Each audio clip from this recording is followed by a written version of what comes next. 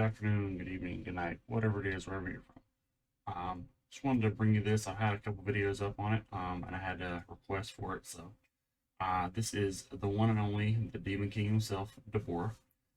He came out in set 16, so like almost four sets ago. He's really fun. Nobody really played him much, but I picked him up like as soon as I saw him because I like Dabura as a character, and I've been having some pretty good success with it. And then with some of the recent updates, the Z card coming out, uh, and anniversary box and that kind of support, I feel like it really gave this deck a bit of an edge. Um, so what it does is auto, when this card attacks, select the top 5 cards for a Evil Wizard, Demon Realm Race, or Demon God, put it in your hand. The awakened condition is what's really neat about this, is when your life is at 4 or less, or your opponent's theater is facing up. So if your opponent turbo awakens, if you really want to, you can turbo awaken. The only downside is you draw down to 4 and you draw 2 cards. So I've had several games where, I would potentially draw like, 4 to 6 cards on my opponent's turn off this, and then swing and draw an additional one. So you can immediately awaken, like as soon as they awaken, to go ahead and put all your super combos online and be really defensive if you want, but it just depends on the matchup. On the back, we got Demon God Dabura, Diabolical Awakening. When he swings, he attacks. And then he's got an activate main that you pay 1 black and you play a black unison, no specified cost, and 20,000 power from your drop area with a marker on it in rest mode. At the end of the turn, you send it to the warp. And then activate battle. Once per turn, spirit boost. This card gets plus 6k for the battle. The activate main to play the unison is really good because the unison that you play in this deck has empower. So you can just pay 1 to empower, and then you play the new one on top of it, and you keep the markers, and that one goes back to the drop, so you can keep redoing it. Unless you're doing what I do and you play a bunch of overrun stuff. We'll get there. I play 4 of the Dark King Mech Might Inconceivable. He's got Empower Black 2, which means if you play it on top of another Black Unison, you carry 2 markers over. This card can only attack if it has 4 more markers on it. It's got auto. Once per turn, when you play a Demon Realm Race card with swap, you choose one of your opponent's battle cards, energy costs 3 or less, and send it to the owner's warp. And then +1, you take a card in your hand, put it on the bottom, draw a card. So it gives you a way to filter your deck and to put your pieces back in if you're searching and things like that. I play 4 of the Poutine, Annihilation a hand. Swap 3, Spirit Boost 1. So you remove a marker from the unison, and you can put this card back in your hand and play a 3-cost Poutine. And then when this card is played, look at the top 3 cards of your deck. Add a Evil Wizard, Demon Race, Demon God, or Black Unison, no specified cost, to your hand. Put the rest on the bottom of the deck. So, like, pretty much everything in the deck either draws or filters in some way, which is really good. Makes the deck, pretty consistent. And then the swap target for the 1-drop, I play the Demon God Poutine Umbral Might. Blocker, she's also got Dark Overrun 3 for 1, which is not too bad. When this card is played from your hand, you play 1 Demon Realm Soldier token. The Demon Realm Soldier tokens have 5k power, 5k combo. But the big thing is activate battle once per turn. Choose one of your Demon Realm Soldier tokens, remove it from the game, draw a card, switch this card to active mode, it gets plus 10,000 power for the battle. So it's essentially a dual attacker or a dual blocker depending on what the situation calls for. So you can swing with this, activate battle, pop the token, draw a card, restand, or swing for 25. And then swing again for 15 on top of that. Now the card I really like in here is this chain. Is the Toa, Annihilation a hand. Swap 3 again for Spirit Boost 1. Same thing, when you play it, you look at the top 3 for Evil Wizard, Demon Realm Race, Demon God, or Unison. The rest go on the bottom. And then the swap target for that Toa is the Demon God Toa Umbral Might, which does a lot of things. She's dual attack. You can also EX evolve her on top of a Toa with energy cost 2 or less. So if your Unison gets removed, you can still play this out and EX evolve this on top of it. So auto, when it's played from your hand, you draw a card, then your opponent can choose up to 2 of their battle cards and or cards in their hand and send them to the owner's warp. If they don't, if they have a Unison of 4 more markers on it, you gain control of it. So if they're playing a Unison based deck, you're almost guaranteed they're gonna either warp 2 cards out of hand, warp 2 battle cards, or vice versa. And depending on how you're controlling the board, you could just force them to get rid of cards in hand. This is part of the old chain that I was playing. I don't use it as much anymore because of the new Z card, but I still run in some of those cases that I need it. The 3 of the Mechikabura, the King Summons. Activate main, pay 2 for leader card as Black Demon Realm Race. You place this card from your hand and 1 life from your hand in the drop area. So you take that, you pay 2, discard this, crit a life. You get to search for 2 black battle cards that are Evil Wizard or Demon Realm Race. Energy cost of 2 different character names that aren't Mechikabura from your deck. So you can pitch 2, go grab these 2. If you turn 1 establish your unison, roll it up, go into your turn, roll it up again, have it 3 markers. You could, do this, go grab both of these, swing here, filter, spirit boost, the 2 away, go down to 1 marker, play this, that's 4 attacks off those, and then a 5th attack off there, plus the attack off leader on turn 2. Not terrible. So for the overrun package, I play 1 of the Demigra, the Sinister Sorcerer. He's a cheap overrun for 5. When the card attacks, your opponent chooses a card in their hand and warps it. If the card that's warped is a battle card, you combo with it, which is kind of good. I wanted to run 1 or 2 overrealms that I could search up off my leader and all these effects, stuff like that. Plus, being able to get rid of 1 card out of your opponent's hand it's pretty good. I really like this card, so I play it.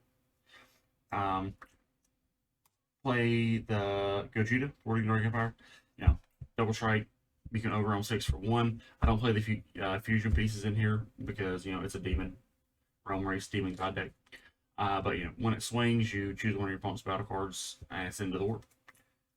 I mean, it's never a bad option. That's always a good card. I play 1 the Bardock the Tenacious because it's really good. You played 1 black overwhelm. When this card is played using Overwhelm, your opponent can only attack with battle cards 1 time on the next turn, but then you can't play copies of this on your next turn.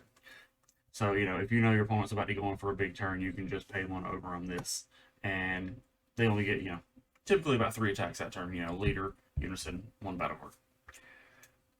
I play 2 of the Dark Burly Heartless Berserker because it's just fucking good. Overwhelm 6, when it's played, your warp card, and since you're a black leader, you can pay 2 plays from the warp and warp card again.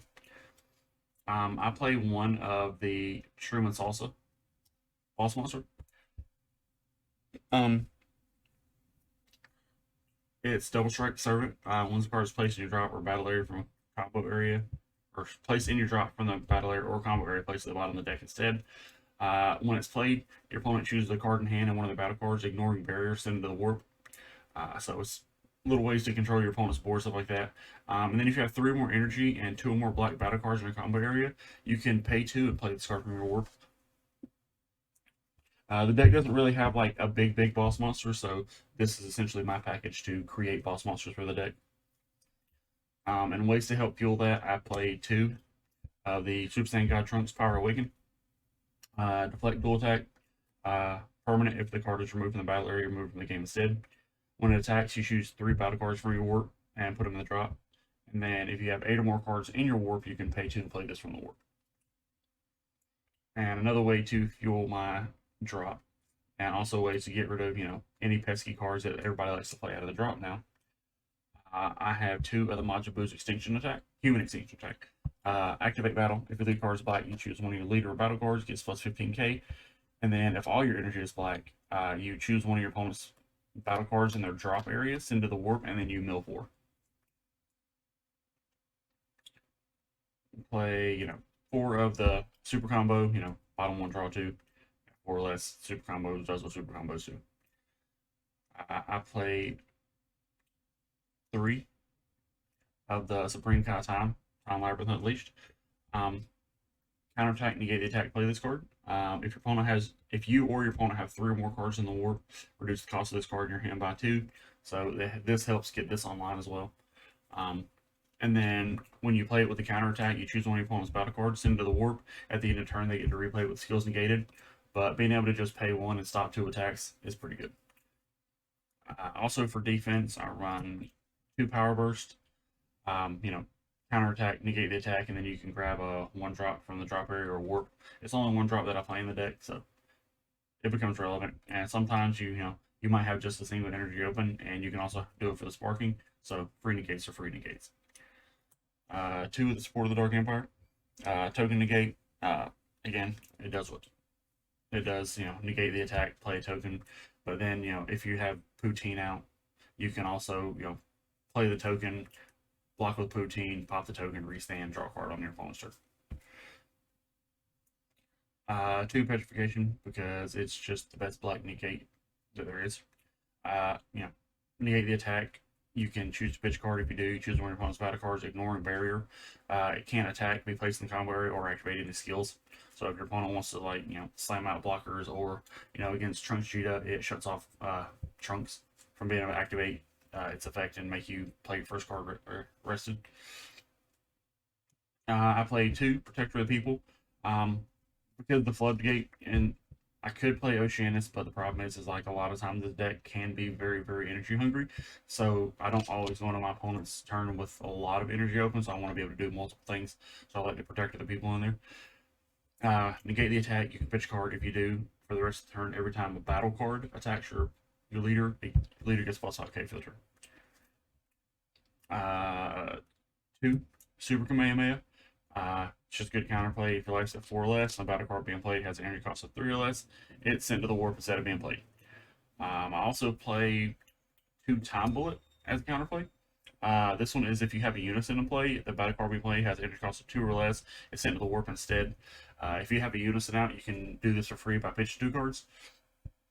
So this is mainly to stop, the battle card floodgates from on your kill turn, and it doesn't really hurt you to get rid of certain cards because a lot of these get feature drop area and things like that. So, and for SCR, I play the new big bad. I play Cumber or Evil Saiyan. If your opponent has 2 or more life when this card is played, you look at their life, you choose a card from it, send it to the warp, and then your opponent shuffles their life, and then you play 1 battle card. The energy cost is 7 or less from your opponent's warp, with skills negated for the turn.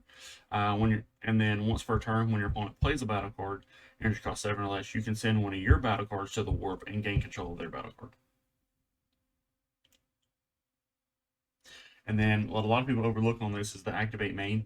You pay 2, you can play this card from the warp or your hand, and then choose one of your opponent's battle cards, ignore barrier, send it to the owner's warp.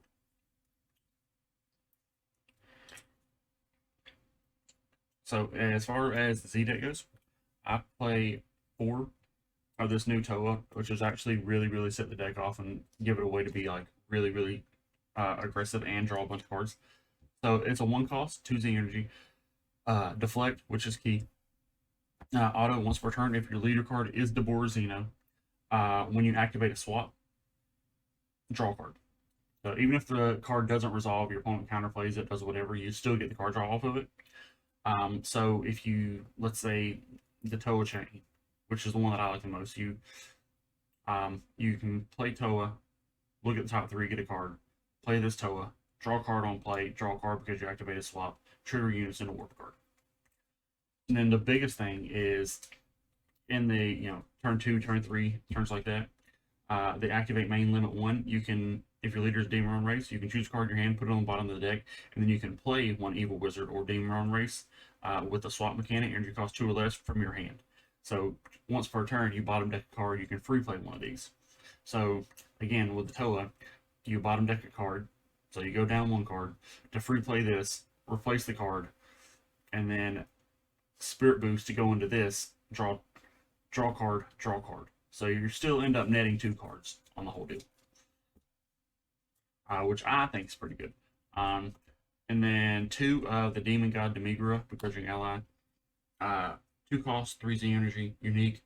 This card gets plus 2,000 power for each card in your Z energy. And then auto once per turn. If it's your turn, when you activate Overrealm, Dark Overrealm, or play a black card from your warp, you draw a card. And then warp one of your opponent's battle card 6 or less. So if you end up going a later game, this card can be really good because you play just an Overrealm or Broly from the warp or SCR from the warp, and this will draw your card with the battle card. And then it's the obligatory 1 Vegeta Honestly, like, I don't think I really need it in this deck because if my opponent's awakened, I can just draw down to 4 and see as many cards as I want. But place a card from your hand at the bottom of the deck, and then when this card is played, you add a card to your life, draw a card. Add up to 1 card from your life, and then draw a card. Like I said, this is definitely like rogue status for sure, but the deck's really, really fun. I enjoy the shit out of it. So if you're looking for something that's just fun, but it can be super, super aggressive, give it a look. Like I said, the potential for up to 5 attacks on turn 2, it's pretty good. Because you go 2, 3, 4, 5, actually 6, because I can't count. And then depending on how you combo into it, you could potentially play like a Demigra because over on 5, and then you get 7 attacks on turn 2, which has happened before. But then every turn, if you can get Toa out, you can just free play. Because a lot of what I like to do is on turn 2 is get Toa out, use Toa to free play this Toa, and then use my other energy to play Poutine. As long as you're sure your opponent's not going to crack back and kill you on the following turn. But you guys let me know what you think. If you enjoy the deck, steal the list. I don't care. I'm not going to know. But you let me know what you think, and I will see you on the next one.